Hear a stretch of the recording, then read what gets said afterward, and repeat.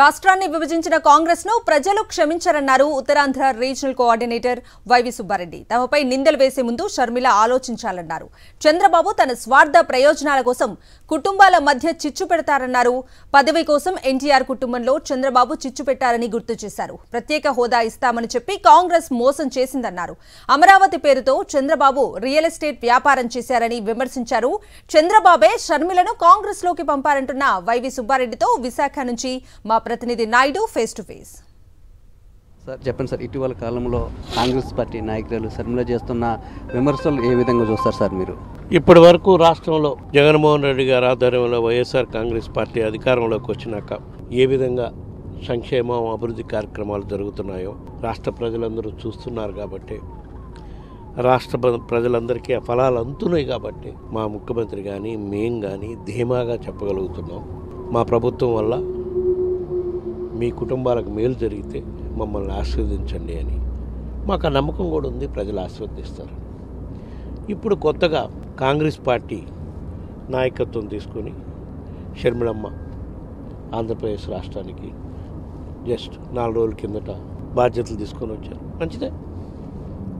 Congress party Andhra Pradesh రాష్ట్రానికి చేసిన ద్రోహం ప్రజలు అంత త్వరగా మర్చిపోతారని ఆ రోజు రాష్ట్రాన్ని నిట్ట నిలువుగా బజార్ను పరిసే పరిస్థితి తీసుకొచ్చి 2014లో రాష్ట్రాన్ని విడగొట్టి ప్రత్యేక హోదా ఇస్తామని పార్లమెంట్ సాక్షిగా 2 పార్టీలు బీజేపీ కాంగ్రెస్ పార్టీ చట్టంలో పెట్టకుండా ఇంతవరకు ప్రత్యేక హోదా రాకుండా చేయడానికి కారణం కాంగ్రెస్ పార్టీ. అటువంటి కాంగ్రెస్ పార్టీ రాష్ట్రంలో బాధ్యతలు తీసుకొని మా ప్రభుత్వంపై నిందలు ఆరోపణలు చేసే కార్యక్రమం చేసే ముందు మీరు ఒకసారి రాష్ట్ర వ్యాప్తంగా 2014 నుంచి 19 వరకు అధికారంలో ఉన్న చంద్రబాబు నాయుడు ఏ విధంగా సంక్షేమం కార్యక్రమాలు చేశాడు, ఏ విధంగా అభివృద్ధి కార్యక్రమాలు చేశాడు, మేము అధికారంలోకి వచ్చినాక 2019 నుంచి ఇప్పటి వరకు ఏ విధమైన అభివృద్ధి కార్యక్రమాలు చేశాం, అవన్నీ చూసి మాట్లాడితే బాగుంటుందని చెప్పి వివిధ సందర్భాల్లో నేను చెప్పడం జరిగింది. అట్లా కాకుండా మీరు 4.5 సంవత్సరం తెలంగాణ రాష్ట్రంలో 4 సంవత్సరాల 8 నెలల పాటు సరే పార్టీ పెట్టారు, అక్కడ పోరాటం చేశారు. సరే ఇప్పుడు కాంగ్రెస్ పార్టీలో విలీనం అయినాక మళ్ళీ ఆంధ్రప్రదేశ్ రాష్ట్రానికి వచ్చారు. రావచ్చు. బట్ మా ప్రభుత్వంపై అవినీతి ఆరోపణలు, మా ముఖ్యమంత్రి గారిపై అవినీతి ఆరోపణలు చేసే ముందు ఆ కాంగ్రెస్ పార్టీ ఎటువంటి అవినీతి కోపంలో మునిగిపోయిన పార్టీయో, మరీ ముఖ్యంగా అయితే 2 తెలుగు రాష్ట్రాల్లో ఏ విధంగా కాంగ్రెస్ పార్టీ దిగజారిపోయింది అనేది ప్రజలు చూశారు. ఆ తర్వాత 2019 మీద కూడా రాజశేఖర రెడ్డి గారు 2 సార్లు కేంద్రంలో కాంగ్రెస్ పార్టీ అధికారంలోకి రావడానికి కారణమైన రాజశేఖర రెడ్డి గారు ఆకస్మిక మరణం తర్వాత ఆయన కుటుంబాన్ని కాంగ్రెస్ పార్టీ పెట్టిన ఇబ్బందులు అవి రాష్ట్ర ప్రజలు మర్చిపోరు. అందువల్ల కాంగ్రెస్ పార్టీకి ఈ 2 అంశాలపై ఆంధ్రప్రదేశ్ ప్రజలు కాంగ్రెస్ పార్టీని నమ్మే పరిస్థితి ఉండదు. అది ఎవరి నాయకత్వం అన్నా కానీ అక్కడ ఉండేది కాంగ్రెస్ పార్టీ ప్రధాన నాయకత్వం సోనియా గాంధీ, రాహుల్ గాంధీయే కదా. వాళ్ళు చేసిన ద్రోహాలే కదా రాష్ట్రానికి, రాజశేఖర రెడ్డి గారి కుటుంబానికి. సో అందువల్ల కాంగ్రెస్ పార్టీ అనేది ఇక్కడ పెద్ద దాని గురించి మనం ప్రాధాన్యత ఇవ్వాల్సిన అవసరం లేదు. దాని గురించి పెద్ద ఆలోచన చేయాల్సిన అవసరం. మనకు ప్రధాన శత్రువులు మా గౌరవ ముఖ్యమంత్రి గారు చెప్పినట్టు ఉన్నాయి లేని అన్ని ప్రచారం చేసి కుట్రలు చేసి మా మీద దాడి చేసే కార్యక్రమం చేస్తున్న చంద్రబాబు నాయుడు గారు, ఆయనతో తొత్తుగా ఉన్న పవన్ కళ్యాణ్, వీళ్ళే మా ప్రధాన శత్రువులు. కాంగ్రెస్ పార్టీ కానీ బీజేపీ కానీ ఈ రాష్ట్రంలో పెద్ద ఇది ఉండే మీరు లోపల కూడా మనం చూసాం. ఇప్పుడు కూడా అదే పరిస్థితి. కాంగ్రెస్ పార్టీని అయితే ఈ రాష్ట్రంలో ఆంధ్రప్రదేశ్ రాష్ట్రంలో ప్రజలు క్షమించే ఈ పరిస్థితి ఉండదు వాళ్ళు రాష్ట్రానికి చేసిన ద్రోహానికి. సార్ 3 రాజధానులు అన్నారు, ఒక రాజధాని కూడా నిర్మించలేకపోయారంటూ కూడా మాట్లాడారు సార్. 3 రాజధానులు అన్నాం. దానికి ప్రధాన కారణం 3 ప్రాంతాలు సమంగా అభివృద్ధి చెందాలి. ఎక్కడ ఇప్పుడు రాష్ట్ర విభజనప్పుడు వచ్చిన సమస్యలు మళ్ళీ ఫ్యూచర్లో రాకూడదు అనే ఆలోచనతో అనుకున్నాం. బట్ న్యాయపరమైన కొన్ని ఇబ్బందులు వచ్చినాయి. అట్లా అని చంద్రబాబు నాయుడు గారి లాగా రాజధాని నిర్మాణం చేయకుండా టెంపరీ షెడ్యూల్ నిర్మాణం చేసి రాజధాని నిర్మాణం చేయడానికి 1,00,000 కోట్లు కావాలని చెప్పి 30,000 ఎకరాలకి రియల్ ఎస్టేట్ వ్యాపారం చేసే కార్యక్రమం మేము చేయలేం.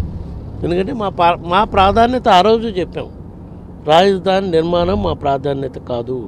ఎందుకంటే రాజధాని నిర్మాణం వాళ్ళు చేసిన ప్లాన్స్ ప్రకారం, వాళ్ళు చేసిన గ్రాఫిక్స్ ప్రకారం 1,00,000 కోట్లు పెట్టి రాజధాని నిర్మాణం చేసే పరిస్థితి ఈరోజు రాష్ట్రానికి అంత ఉన్న ఆర్థిక పరిస్థితి ప్రకారం ఆ స్తోమత మనకు లేదు.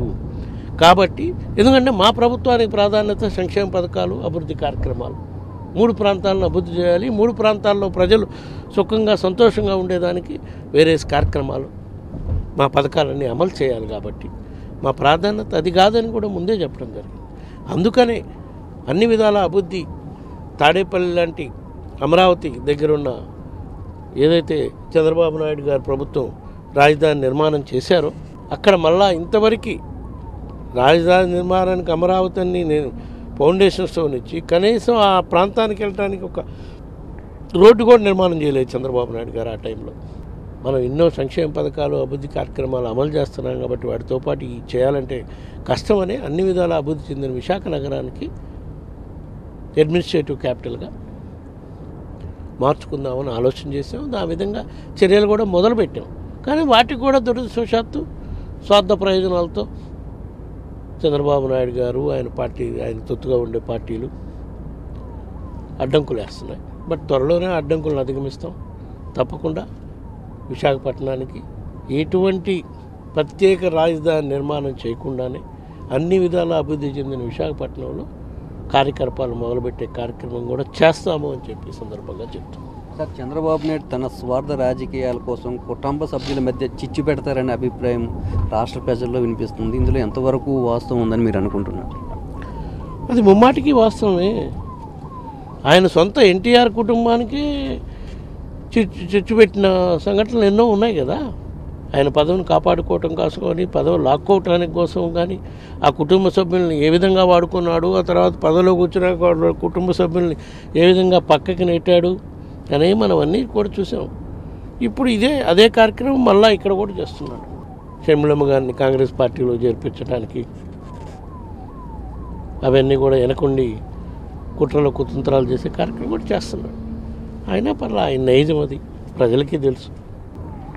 రాష్ట్రానికి కాంగ్రెస్ పార్టీ చేసిన అన్యాయం ఇప్పటికీ కూడా ప్రజలకి గుర్తుందని, రాష్ట్రాన్ని అన్యాయంగా విభజించి ప్రత్యేక హోదా ఇస్తామని చెప్పి చట్టంలో పెట్టకుండా రాష్ట్ర ప్రజలను మోసం చేసింది ఒక కాంగ్రెస్ పార్టీ అని, కాంగ్రెస్ పార్టీని ప్రజలు రాష్ట్రంలో విశ్వసించే పరిస్థితి లేదని, కాంగ్రెస్ పార్టీ గురించి ఎంత తక్కువగా మాట్లాడుకుంటే అంత మంచిదని వైవి సుబ్బారెడ్డి చెప్తున్నారు. అలాగే చంద్రబాబు నాయుడు తన స్వార్థ రాజకీయాల కోసం ఎంత నీచానికైనా దిగజారుతారంటున్నారు. కెమెరామెన్ రమేష్తో నాయుడు, విశాఖపట్నం నుంచి.